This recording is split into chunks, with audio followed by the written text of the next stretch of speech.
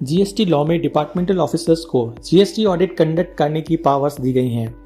ये power CGST act के section 65 read with rule 101 के अंतर्गत कंडक्ट की जाती है।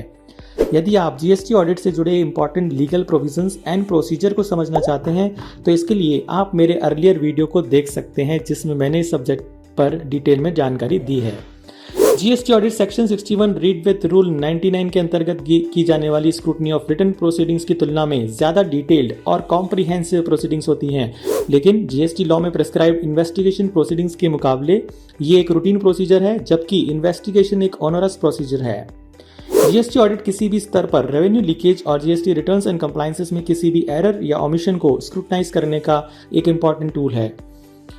आज के इस वीडियो में हम डिस्कस करेंगे जीएसटी ऑडिट में रेस किए जाने वाले प्रोबेबल ऑडिट पैरास की, और ये जानेंगे कि ऐसे कौन से मुद्दे हैं जो जीएसटी ऑडिट अथॉरिटीज द्वारा जीएसटी ऑडिट के दौरान ऑब्जेक्ट किए जा सकते हैं। जीएसटी ऑडिट में एक इंपॉर्टेंट कंसिडरेशन टैक्स पेयर द्वारा क्लेम किए गए इनपुट टैक्स क्रेडिट का वेरिफिकेशन होता है।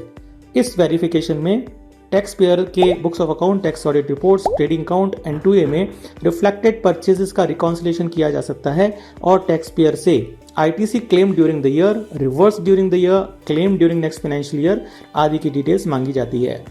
इसके अलावा सेक्शन 16 की कंडीशंस का वेरिफिकेशन किया जाता है और ये देखा जाता है कि क्या टैक्स पेयर ने इनमें से किसी भी कंडीशन का वायलेशन किया है, जैसे claiming ITC without possession of invoices, without movement of goods, supplier द्वारा 3B फाइल किया गया है या नहीं, या सप्लायर का नॉन एग्जिस्टेंट होना आदि।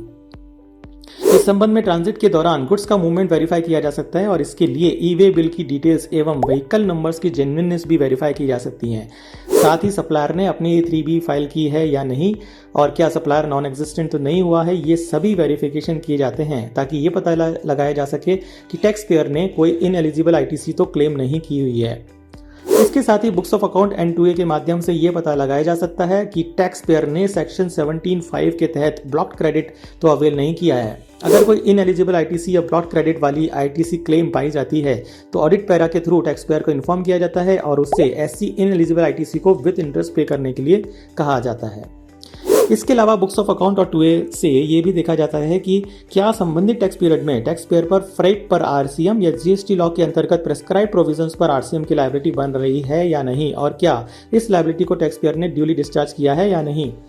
यदि नहीं तो ऑडिट पैरा रेस करके टैक्स पेयर को इस आरसीएम लायबिलिटी को विद इंटरेस्ट जमा करवाने के लिए कहा जाता है।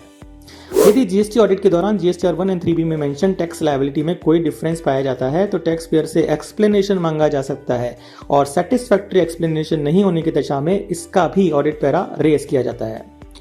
इसी तरह जीएसटी लॉ के कुछ कॉम्प्लेक्स एंड डिटेल प्रोविजन जैसे time of supply and place of supply की ड्यू कंप्लायंस को भी जांचा जा सकता है और यदि इनमें से किसी भी प्रोविजन को वायलेट किया गया हो तो ऑफिसर इस बारे में भी ऑडिट पैरा बना सकता है। प्लेस ऑफ सप्लाई प्रोविजंस के अंतर्गत ये देखा जा सकता है कि क्या टैक्स पेयर ने रॉन्ग हेड में टैक्स पे तो नहीं किया है और क्या इसका रेक्टिफिकेशन बाद में कर दिया गया है या नहीं। इन सब के अलावा GST authorities GST audit period के दौरान यदि क्वार्टरली या मंथली जीएसटीआर 1 डिलेड फाइलिंग हुआ हो तो जीएसटी प्रोविजन के अंतर्गत उस पर लेट फीस भी लेवी कर सकते हैं।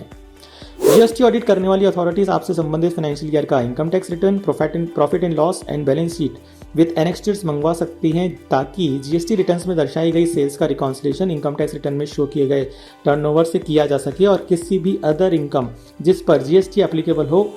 उस पर ऑडिट पैरा बनाया जा सके। तो ये थी जीएसटी ऑडिट से जुड़ी एक महत्वपूर्ण जानकारी। टैक्सेशन से जुड़े ऐसे ही मामलों, discussions, regular updates, query analysis और टैक्स केस लॉ एनालिसिस के लिए देखते रहिए आपका अपना the tax express YouTube channel और चैनल को सब्सक्राइब करके बेल आइकन प्रेस करना ना भूलें। धन्यवाद।